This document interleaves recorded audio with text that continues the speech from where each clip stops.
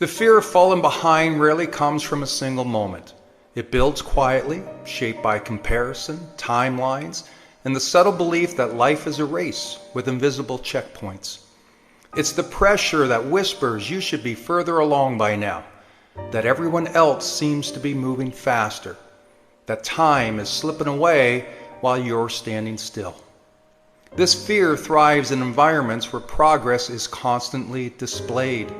Achievements are shared publicly, milestones are measured, success is packaged into neat updates.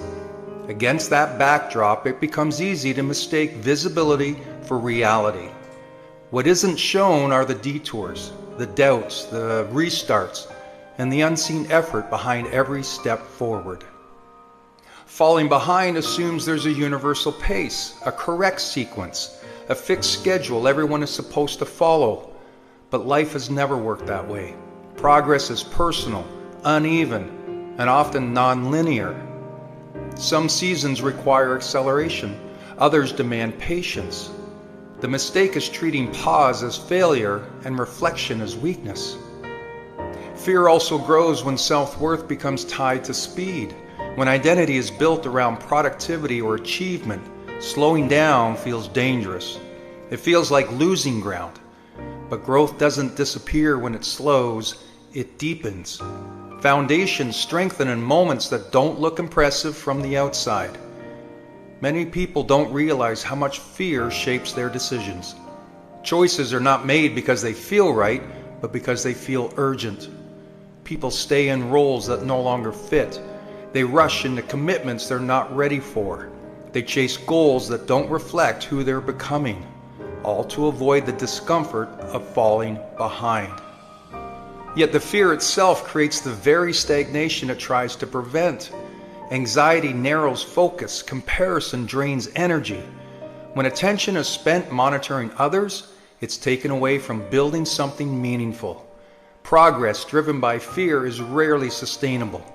What shifts the fear is perspective. Life is not a straight track, it's a landscape.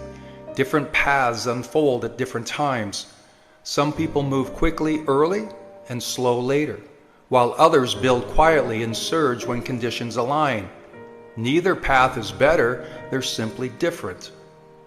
Releasing the fear of falling behind begins by redefining progress. Progress is not keeping pace with others. It's alignment with your own values, growth, and capacity. It's making choices that support long-term stability rather than short-term reassurance. It also requires trust, not blind optimism, but earned trust in your ability to adapt.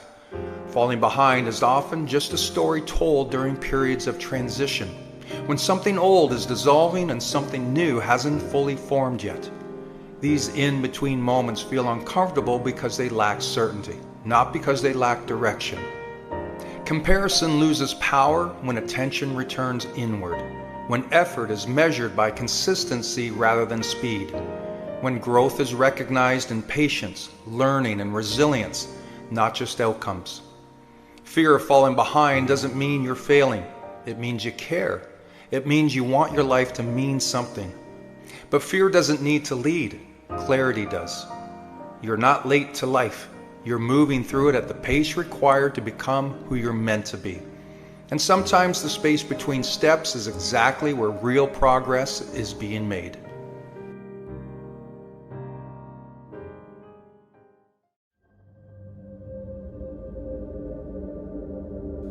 Nothing meaningful is built without belief. Not strength, not confidence, not progress. Every outcome of consequence begins the same way, with a quiet decision to believe before there is proof. Without that foundation, effort collapses the moment resistance appears. Belief is not loud or dramatic. It doesn't announce itself. It shows up in the small moments when no one's watching. When you keep going despite uncertainty, when you take another step without reassurance, when you stay committed even as doubt lingers in the background. Belief is not the absence of fear. It is the choice to move forward with fear present. Most people misunderstand belief. They assume it's something you either have or you don't, as if confidence arrives fully formed. In reality, belief is built. It's shaped through repetition, consistency, and the willingness to trust yourself before the world catches up. It grows every time you act in alignment with who you're trying to become. You see, doubt is part of the process. It's always been. If you're aiming for something meaningful, doubt will follow closely behind. Not because you're incapable, but because growth stretches identity. The mind resists unfamiliar ground. Doubt is simply the signal that you're stepping beyond what you already know. The danger isn't doubt itself, it's what happens when doubt is given authority. When belief is weak, doubt decides. It determines when you stop, when you hesitate, or you settle. But when belief is strong, doubt becomes background noise. It may speak, but it no longer leads. Belief shapes behavior long before it shapes results. When you believe in yourself, you prepare differently. You show up with intention. You recover faster from setbacks. You take responsibility instead of retreating into excuses. Even when progress feels slow, belief keeps you engaged rather than discouraged. Without belief, effort becomes conditional. You try only when it feels safe. You commit only when outcomes are guaranteed. And the moment things don't go as planned, you pull back. Not because you failed, but because belief was never strong enough to withstand the pressure. Belief is what allows you to stay the course when progress is invisible. It's what anchors you during the long stretches where growth is happening quietly, beneath the surface. Most breakthroughs don't come from sudden confidence. They come from sustained belief, practiced daily. Maintaining belief is not about constant positivity. It's about discipline. It's about choosing to reinforce the identity you're building instead of the fears trying to pull you back. Belief is strengthened through action, not affirmation. Each time you keep a promise to yourself, belief deepens. Each time you follow through, it becomes harder to doubt your own capability. This is why belief must be protected. The voices around you will fluctuate. Opinions will change. Results will lag. If belief depends on external validation, it'll never last. But when belief is internal, rooted in self-trust, it becomes unshakable. Every meaningful achievement is the result of someone believing longer than most people were willing to. Long enough to endure discomfort, long enough to move through uncertainty, and long enough to become the person capable of holding the outcome they wanted. Belief doesn't guarantee success, but without it, success is impossible. And if there is one truth worth holding on to, it's this. Belief is not something you wait for. It's something you practice, quietly, consistently, daily. Because when belief holds, everything else will eventually follow.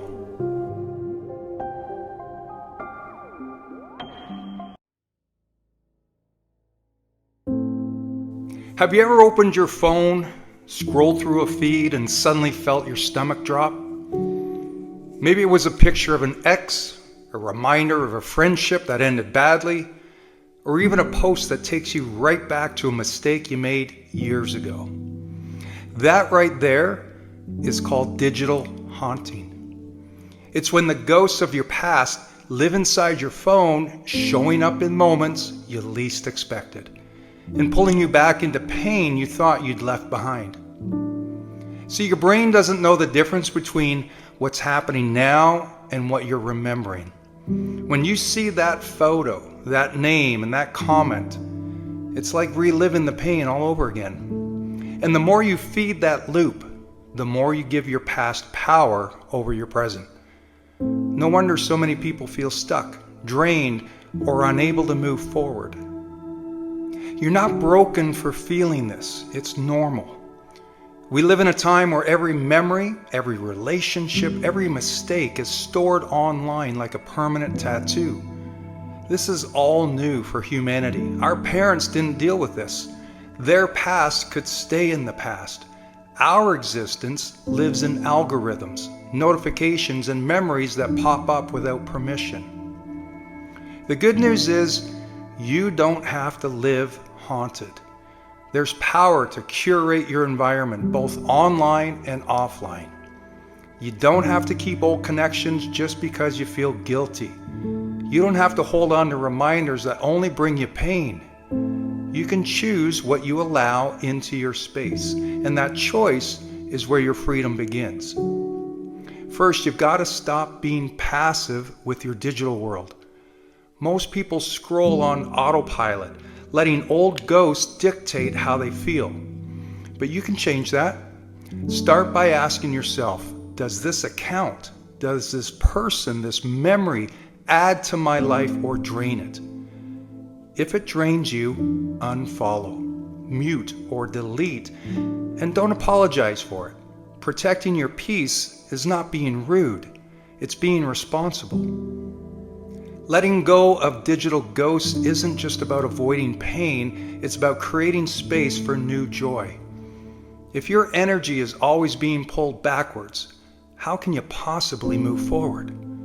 The moment you reclaim your feed, your time, your focus, you reclaim your future. Now, I know it's not always easy.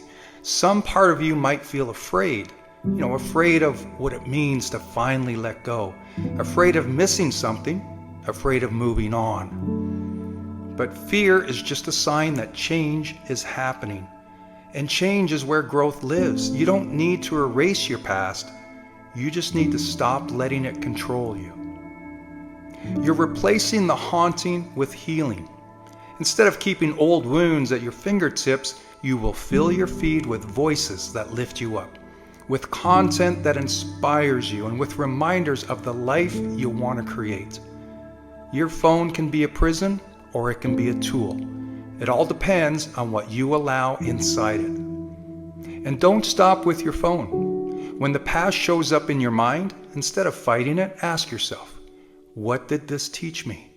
How has this made me stronger? That's how you take the sting out of memory and turn it into fuel. Because at the end of the day, digital haunting is just a reflection of something bigger. Are you living in the past, or are you ready to step into your future? You can't control the memories that pop up, but you can control how much power you give them. You can stop scrolling through ghosts and start walking towards life. Because when you stop letting the past haunt you, the future finally has a chance to find you.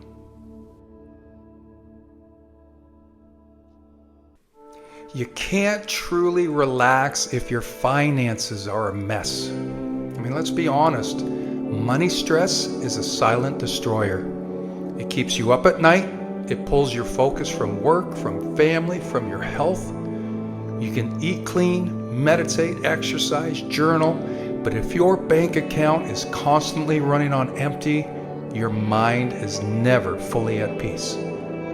That's why we need to talk about financial well-being, not just as a strategy, but as self-care. Because there's no freedom without financial clarity. Now, let's clear something up. Financial well-being isn't about being rich. It's about being in control. It's about a peace of mind. It's about knowing that your choices today are leading you toward a more stable, secure, and empowered tomorrow. But for many of us, that's not what we were taught. We were taught to spend what we earn. We were taught that debt is normal, that budgets are for people who are broke, that talking about money is awkward, and so we stay silent, even as the pressure builds. And here's the cost. Our stress levels spike. Our relationships strain, our confidence slips, and we end up carrying the shame about our finances silently, pretending we're okay while we're barely keeping it together. But I want you to know something. You're not alone. Millions of people are quietly fighting this same battle. And like all self-care, it starts by facing what you've been avoiding. Not with guilt, not with fear, but with courage. So where do we begin? Well, start small. Look at your numbers. Track your spending. Make a budget, Identify the leaks. Even if what you see scares you, you've already taken back control just by paying attention. Next, set priorities. Are you spending to impress people or to support your goals? Are your habits aligned with your future or stuck in old patterns? This is about awareness, not punishment. Then build structure. Automate your savings. Create an emergency fund, even if it's just $20 a month. Every dollar saved is a promise kept to yourself. And if the debt is drowning you, make a plan. Reach out for support. There's no shame in asking for help. The shame is staying stuck when freedom is one brave decision away. But beyond the numbers, let's talk about identity. Because when you take care of your money, you send a message to yourself that I'm worth it. I'm worth the discipline. I'm worth the delayed gratification. I'm worth the peace of mind that comes with financial integrity. Financial self-care is self-respect in action. And over time, that mindset changes everything. So you stop reacting and start responding. You stop hiding and start owning your reality. You stop hoping for change and start creating it. This is not about perfection. It's about progress. It's about choosing to live with intention instead of impulse. It's about building habits that serve your future, not sabotage it. So if your bank account doesn't reflect the life you want, start today.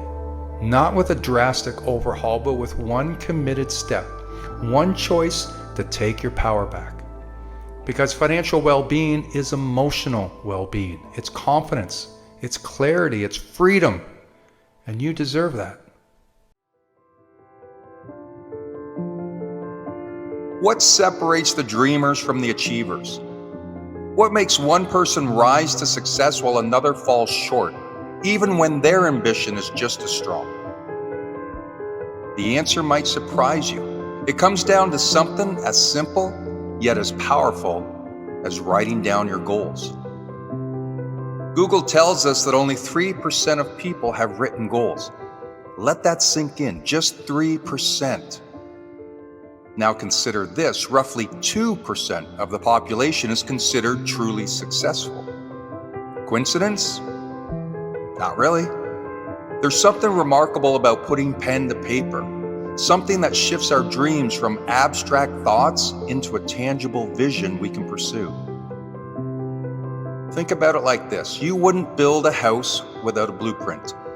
You wouldn't set sail without a map. So why do so many of us drift through life without clearly defining where we want to go? When you don't have goals, written goals, you're leaving your life to chance. But when you sit down, get specific, and put your dreams into words, you've taken the first step towards turning those dreams into reality. Listen to this because I'm about to blow your mind. In 1979, a study was conducted at Harvard Business School. The graduates were asked one question: do you have clear, written goals for your future? Only 3% of the students answered yes. Fast forward 10 years. That 3% with written goals, they were earning 10 times more than the other 97% combined. Not because they were luckier, not because they were smarter, but because they had a clear vision of what they wanted and they wrote it down. Why does writing goals matter so much? Because clarity creates focus.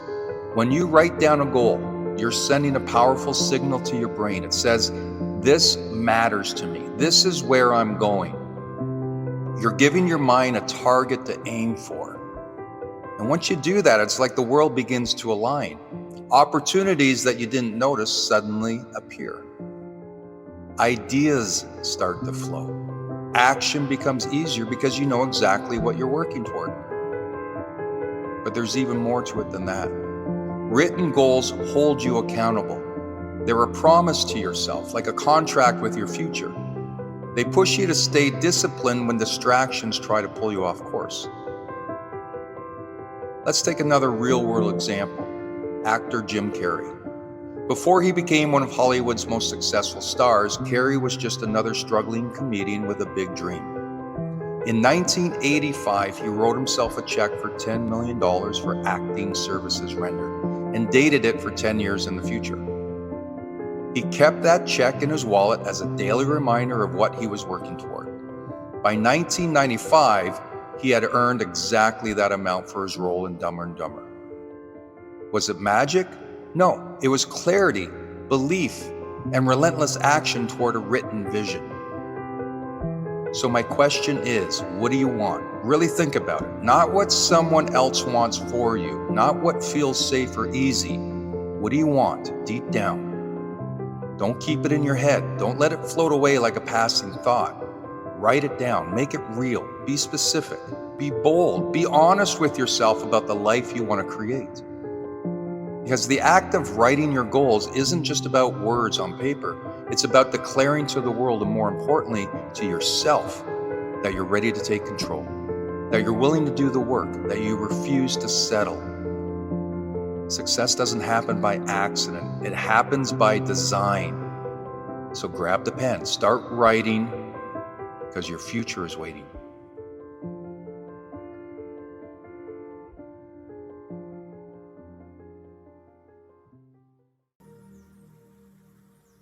I guarantee you've made excuses at some point in your life.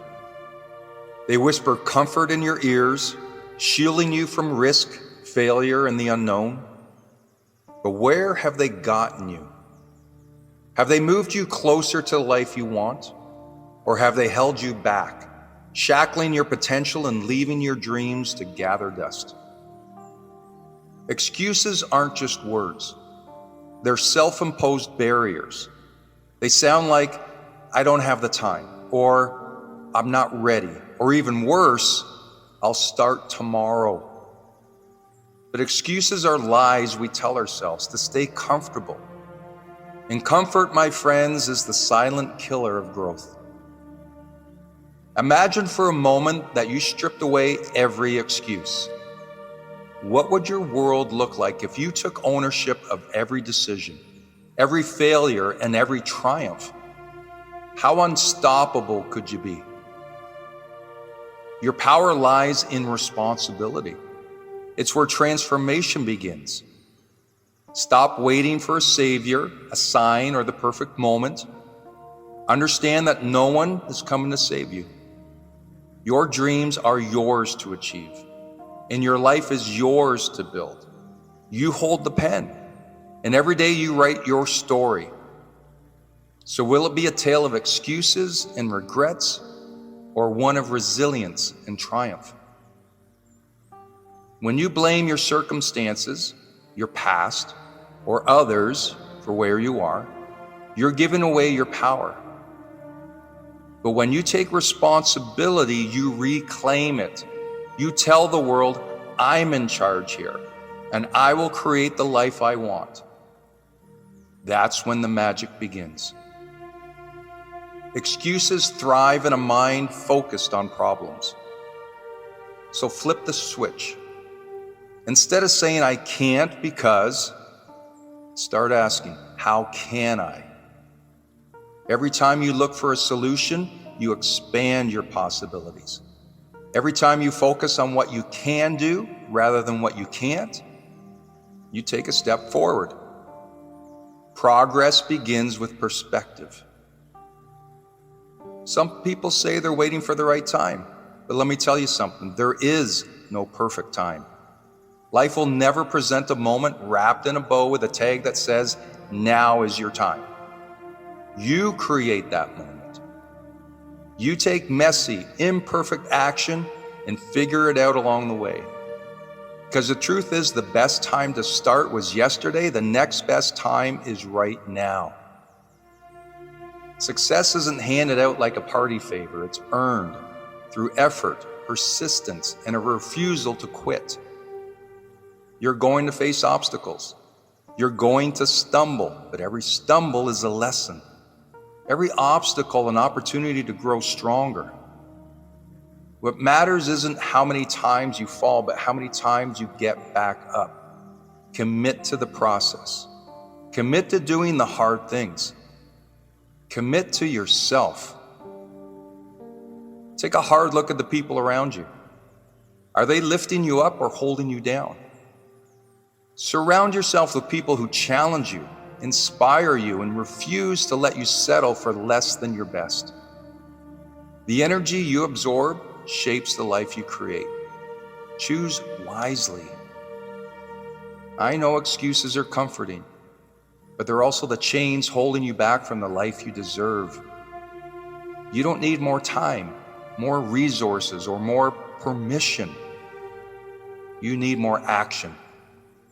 You need to step into your power and decide that you're done playing small. What are you going to do today to take back control of your life? How will you show up for yourself? Not tomorrow, not someday, but today. Because everything you've ever wanted is on the other side of your excuses. No more excuses. No more waiting. It's time to act. Your life is waiting for you to claim it. Go make it happen.